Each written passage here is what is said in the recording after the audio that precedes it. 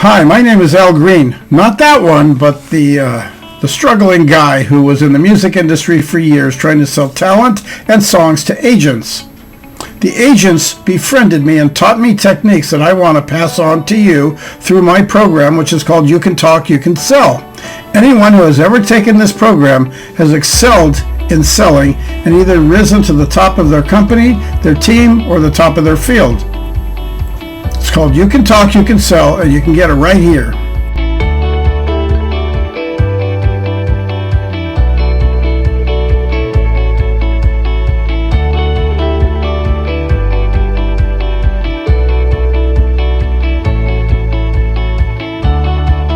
Okay, hold it right there.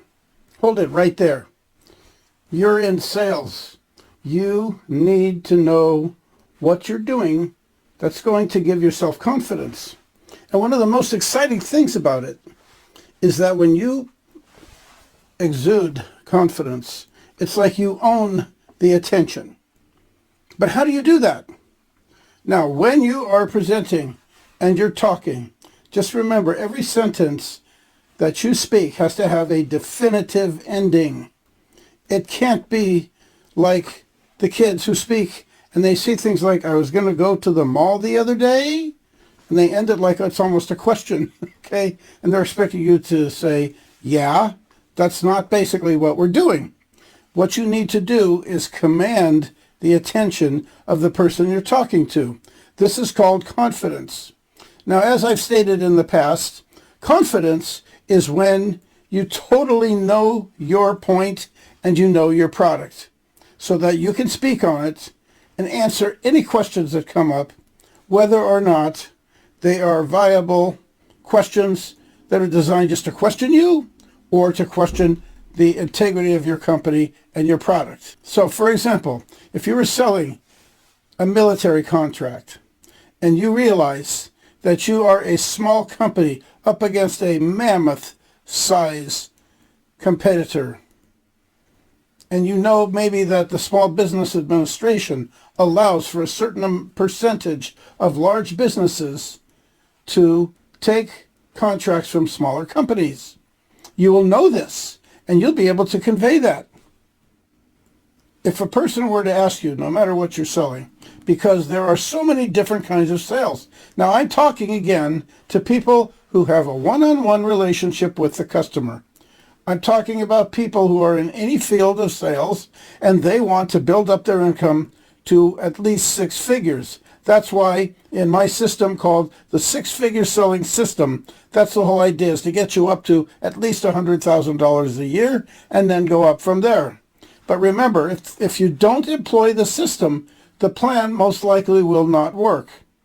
Because you have to look at it this way. A system is really nothing more than a set of procedures. It's like when you get into your car, you have to follow the correct procedures just to start the car. And to move the car, there's another thing you have to do. So when you get into, let's say, most modern cars today, you put your foot on the brake pedal and you start the engine with your key, if you're using a keyed car. And as you start it up, you close your door and you put the car in gear, maybe reverse, and then you proceed to back up before you move forward. You have to put it in drive.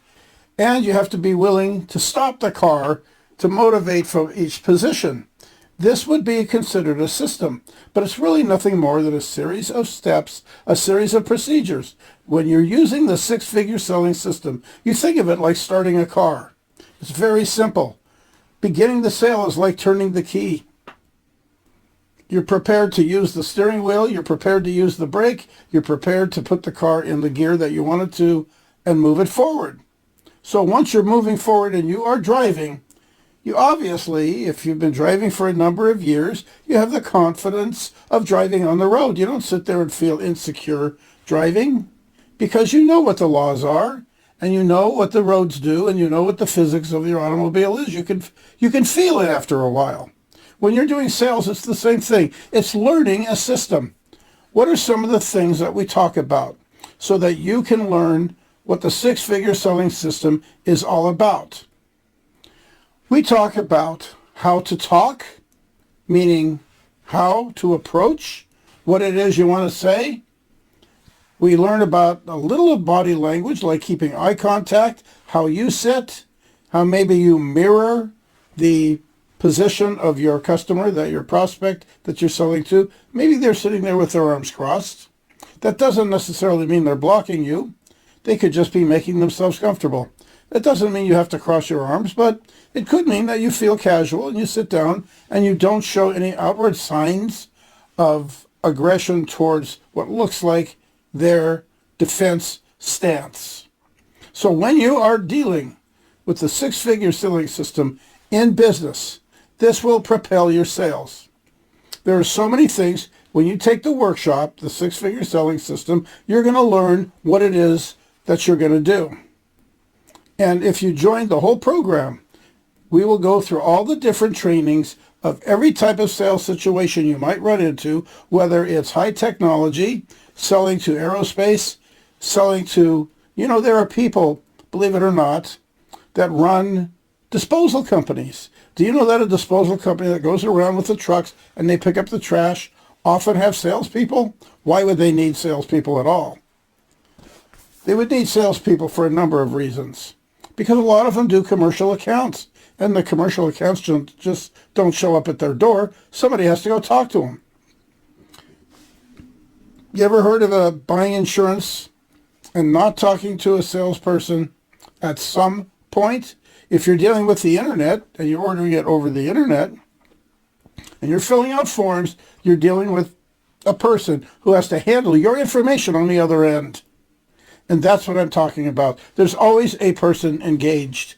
There's always a person between you and the prospect.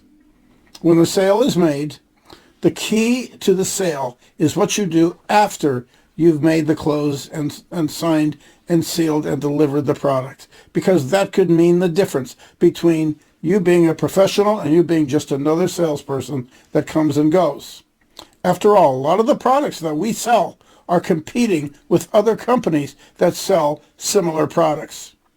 And we have to know what the difference is between us, what the costs are, how it breaks down, and how to explain it to a customer so that the customer can understand the bite-sized pieces of what we're doing. They understand on little, tiny pieces. They don't understand entire concepts at once. The whole idea is to build them into a concept. So they like the idea because there isn't a person who buys anything without some form of emotion. In fact, almost everything we do in life has some tie-in to the emotions of the human body. That's just the way we are. So when you are talking to a person, you want to get to them on a slightly emotional level, but not to the point where you're beating them over the head. You want them to overall, at the end of your presentation, have a feeling of comfort, of relaxation, a feeling of safety, and a feeling that they can trust you. Because one of the things that is the most important thing is you should not be in sales if you don't have integrity. You have to be 100% honest. Otherwise, I'm going to tell you again to stop right there and do not move forward until you are sure everything you do you believe in and it's completely honest. There can't be any tricks. There can't be any surprises. It has to be straightforward. And it's perfectly okay to deliver some of the bad news that goes along with it. Like, yes, we can deliver, but we have to have it inspected before we deliver, for example. Or we can definitely accomplish this goal, but after the goal is accomplished, we have to do a quality control check to make sure everything is to your liking. And you have to keep building. And these things are hard concepts for some people because they don't realize when they're talking, they're just a talking head that's just yammering on, and they're trying to inform a person instead of presenting information that the person will want to hear. I'd like to know how you can save my company money. Great. I have a great idea for you. In fact, that's one of the best things about my program. I can save your company money. And if we could sit down, let me show you on a piece of paper, and I'll show you all the different things that we do. Would that interest you?